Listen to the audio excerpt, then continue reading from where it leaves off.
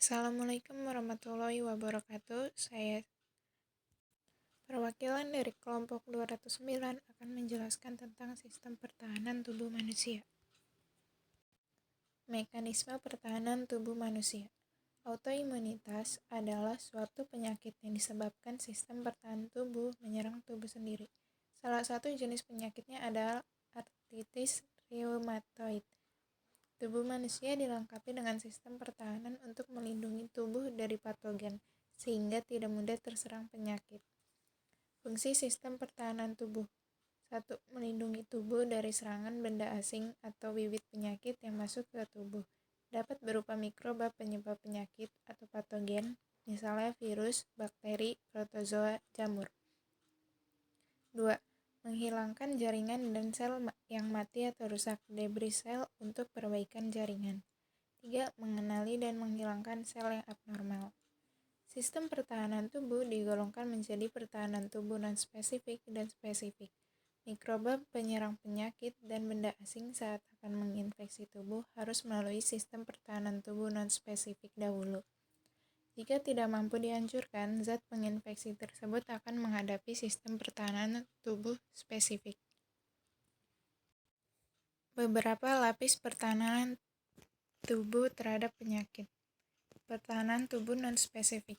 Pertahanan pertama, kulit, membran mukosa, rambut hidung, dan silia pada trakea, cairan sekresi dari kulit dan membran mukosa. Pertahanan kedua, inflamasi, sel-sel fagosit, protein antimikrobia. Pertahanan tubuh spesifik. Pertahanan ketiga, limfosit, antibodi. Sistem pertahanan tubuh non-spesifik. Sistem pertahanan tubuh non-spesifik adalah pertahanan tubuh yang tidak membedakan mikrobia patogen satu dengan yang lainnya. Sistem pertahanan ini diperoleh melalui beberapa cara, yaitu pertahanan tubuh terdapat di permukaan tubuh, respon peradangan atau inflamasi, fagositosis, dan protein antimikroba. Pertahanan yang terdapat di permukaan tubuh. Ada pertahanan fisik, pertahanan mekanis, pertahanan kimia, pertahanan biologis. Pertahanan fisik dilakukan oleh lapisan terluar tubuh yang berfungsi menghalangi masuknya patogen ke tubuh. Pertahanan ini dilakukan oleh kulit dan membran mukosa. Kemudian pertahanan mekanis dilakukan oleh rambut, hidung, dan silia pada trakea. Rambut hidung berfungsi menyaring udara yang dihirup dari partikel-partikel berbahaya maupun mikrobia. Silia berfungsi menyapu partikel-partikel berbahaya yang terperangkap di dalam lendir agar dikeluarkan dari tubuh. Pertahanan kimia dilakukan oleh sekret yang dihasilkan kulit dan membran mukosa. Sekret tersebut mengandung zat-zat kimia yang dapat menghambat pertumbuhan mikrobia, contohnya minyak dan keringat. Pertahanan biologis dilakukan oleh populasi bakteri tidak berbahaya yang hidup di kulit dan membran mukosa. Bakteri-bakteri tersebut melindungi tubuh dengan cara berkompetisi dengan bakteri patogen dalam memperoleh nutrisi. Respon peradangan atau inflamasi. Inflamasi adalah respon tubuh terhadap kerusakan jaringan, misal akibat tergores atau benturan keras. Proses inflamasi adalah kumpulan dari 4 gejala sekaligus, yaitu dolor atau nyeri, rubor atau kemerahan, kolor atau panas, dan tumor atau bengkak. Inflamasi berfungsi untuk mencegah infeksi menyebar ke jaringan lain serta mempercepat proses penyembuhan. Reaksi tersebut juga berfungsi sebagai sinyal adanya bahaya dan sebagai perintah agar sel darah putih, neurofil, dan monosit melakukan fagosis terhadap mikrobia yang menginfeksi tubuh. Berdasarkan gambar di samping, mekanisme pertahanan tubuh melalui inflamasi dapat dijelaskan sebagai berikut. 1. Jaringan mengalami luka.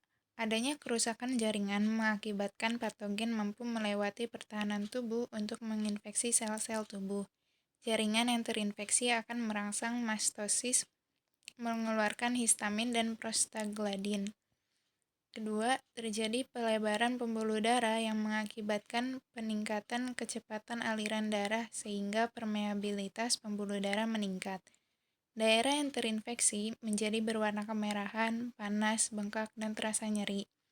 Peningkatan kecepatan aliran darah dan permeabilitas pembuluh darah mengakibatkan terjadinya perpindahan sel-sel fagosit, neurotropil, dan monosit menuju jaringan terinfeksi.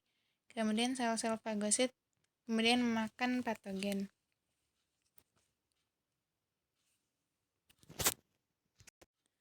Fagositosis.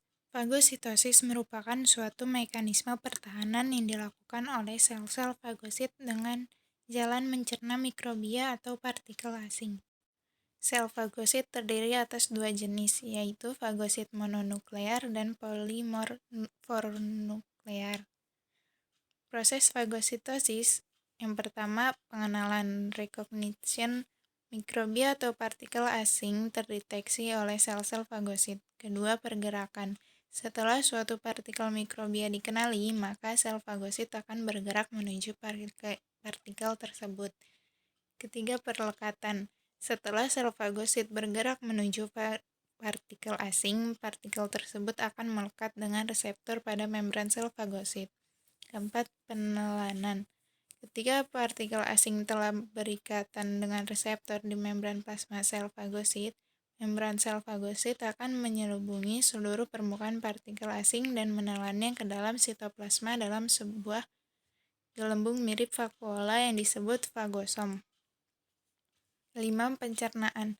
Lisosom yang berisi enzim-enzim penghancur seperti asid hidrolase dan peroksidase berfungsi dengan fagosom membentuk fagolisosom. 6. Pengeluaran. Produk sisa partikel asing yang tidak dicerna akan dikeluarkan oleh sel fagosit. Protein antimikrobia. Salah satu jenis protein yang berperan dalam sistem pertahanan tubuh non-spesifik yaitu protein komplement. Protein komplement membunuh bakteri penginfeksi. Jenis protein lain yang berperan dalam sistem pertahanan tubuh non-spesifik yaitu interferon. Interferon dihasilkan oleh sel-sel yang terinfeksi oleh virus. Sel-sel yang telah berikatan dengan interferon akan membentuk zat yang mampu mencegah replikasi virus. Pada gambar di bawah dapat dilihat bahwa komplement membentuk lubang di dinding dan membran sel bakteri. Kemudian cairan dan garam-garam masuk ke sel bakteri. Kemudian sel bakteri hancur. Sistem pertahanan tubuh spesifik. Sistem pertahanan tubuh spesifik atau sistem kekebalan tubuh atau sistem imun adalah pertahanan tubuh terhadap patogen tertentu yang masuk ke tubuh. Sistem ini bekerja apabila patogen telah berhasil melewati sistem pertahanan tubuh non-spesifik. Komponen-komponen sistem kekebalan tubuh. Yang pertama ada limfosit. Limfosit terdiri atas dua tipe, limfosit B atau sel B dan limfosit T atau sel T. Sel B. Proses pembentukan dan pemantangan sel B terjadi di sumsum tulang. Sel B berperan dalam pembentukan kekebalan humoral dengan membentuk antibodi. 1. Sel B plasma berfungsi membentuk antibodi. Yang kedua, sel B pengingat berfungsi mengingat antigen yang pernah masuk ke tubuh serta menstimulasi pembentukan sel B plasma jika terjadi infeksi kedua. Yang ketiga, sel B pembelah berfungsi membentuk sel B plasma dan sel B pengingat.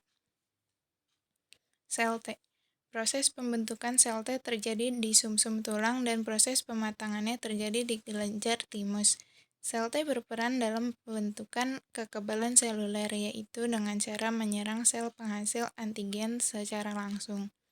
1. Sel T pembunuh. Berfungsi menyerang patogen yang masuk ke tubuh, sel tubuh yang terinfeksi serta sel kanker secara langsung. Yang kedua, sel T pembantu. Berfungsi menstimulasi pembentukan jenis sel T lainnya dan sel B plasma serta mengaktifasi makrofag untuk melakukan fagositosis. Ketiga, sel T supresor. Berfungsi menurunkan dan menghentikan respon imun dengan cara menurunkan produksi antibodi dan mengurangi aktivitas sel T pembunuh. Antibodi atau imunoglobin atau Ig. Antibodi akan dibentuk oleh tubuh ketika ada antigen yang masuk ke tubuh. Antigen merupakan senyawa protein yang terdapat pada patogen sel asing atau sel kanker. Antibodi disebut juga imunoglobin atau serum protein globulin karena berfungsi untuk melindungi tubuh melalui proses kekebalan atau imun. Antibodi adalah senyawa protein yang berfungsi melawan antigen dengan cara mengikat antigen tersebut. Selanjutnya, sel asing yang antigennya telah diikat oleh antibodi akan ditangkap dan dihancurkan oleh makrofag. Suatu antibodi bekerja secara spesifik untuk antigen tertentu. Oleh karena jenis antigen pada setiap kuman penyakit bersifat spesifik, maka diperlukan antibodi yang berbeda untuk jenis kuman yang berbeda. Dengan demikian, diperlukan berbagai jenis antibodi untuk melindungi tubuh dari berbagai kuman penyakit. Antibodi tersusun atas dua macam rantai polipeptida yang identik, yaitu dua rantai ringan dan dua rantai berat. Keempat rantai pada molekul antibodi tersebut dihubungkan satu sama lain oleh ikatan disulfida dan bentuk molekulnya seperti huruf Y.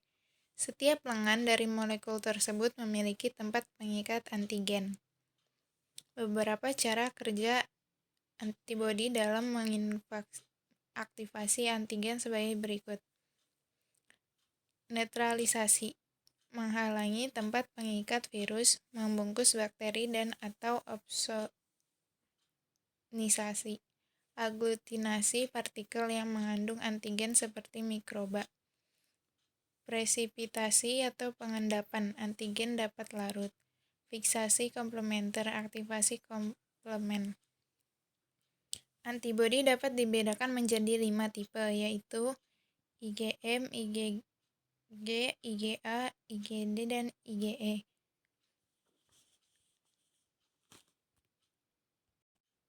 Tipe antibodi IgM. Karakteristiknya yaitu antibodi ini pertama kali dilepaskan ke aliran darah pada saat terjadi infeksi yang pertama kali, atau respon kekebalan primer. Tipe antibodi IgG. Karakteristik antibodi ini paling banyak terdapat di dalam darah dan diproduksi saat terjadi infeksi kedua, atau respon kekebalan sekunder. IgG juga mengalir melalui plasenta dan memberi kekebalan pasif dari ibu kepada janin. Tipe antibodi IgA. Karakteristik antibodi ini dapat ditemukan dalam air mata, air ludah, keringat, dan membran mukosa. IgA berfungsi untuk mencegah infeksi pada permukaan epitelium. IgA juga terdapat dalam kolostrum yang berfungsi untuk mencegah kematian bayi akibat infeksi saluran pencernaan. Antibodi ini ditemukan pada permukaan limfosit B sebagai reseptor dan berfungsi merangsang pembentukan antibodi oleh sel B plasma. Tipe antibodi IgD.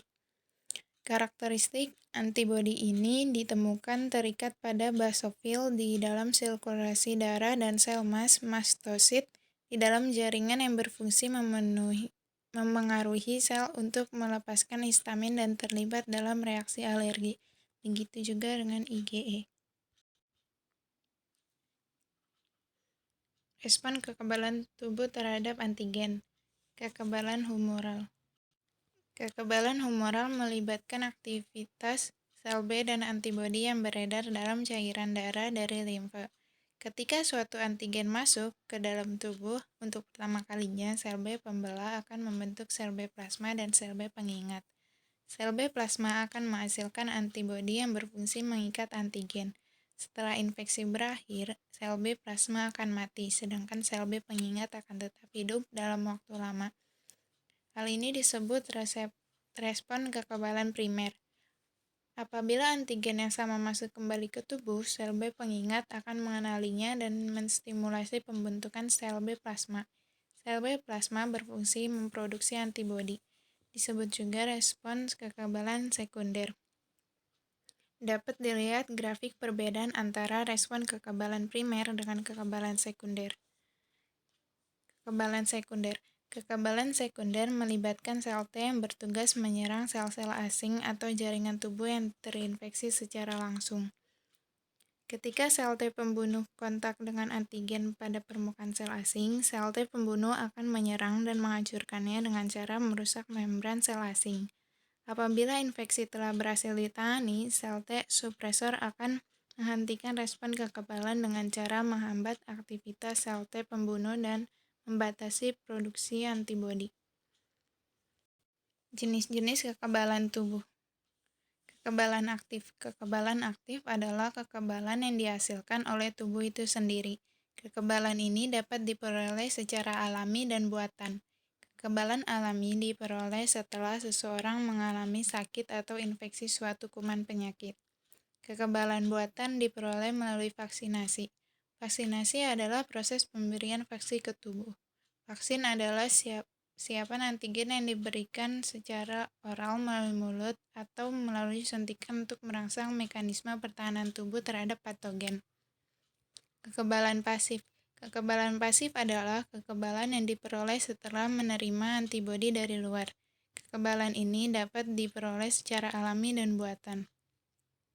Kekebalan alami dapat ditemukan pada bayi menerima antibodi dari ibunya melalui plasenta saat masih berada di kandungan.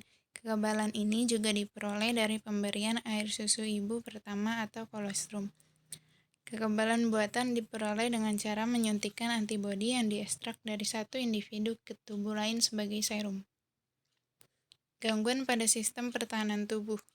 Alergi atau hipersensitivitas adalah suatu respon imun yang berlebihan terhadap suatu senyawa yang masuk ke tubuh. Autoimunitas adalah gangguan pada sistem kekebalan tubuh saat antibodi yang diproduksi justru menyerang sel-sel tubuh sendiri karena tidak mampu membedakan sel tubuh sendiri dengan sel asing. Autoimunitas dapat mengakibatkan beberapa kelainan antara lain diabetes mellitus disebabkan oleh antibodi yang menyerang sel-sel beta di pankreas yang berfungsi menghasilkan hormon insulin. Myasthenia gravis disebabkan oleh antibodi yang menyerang otot lurik. Addison's disease disebabkan oleh antibodi menyerang kelenjar adrenal. Lupus disebabkan oleh antibodi yang menyerang jaringan tubuh. AIDS adalah kumpulan berbagai penyakit yang disebabkan melemahnya sistem kekebalan tubuh. Penyakit ini disebabkan oleh infeksi HIV. Sekian presentasi dari saya. Mohon maaf apabila ada kesalahan. Terima kasih.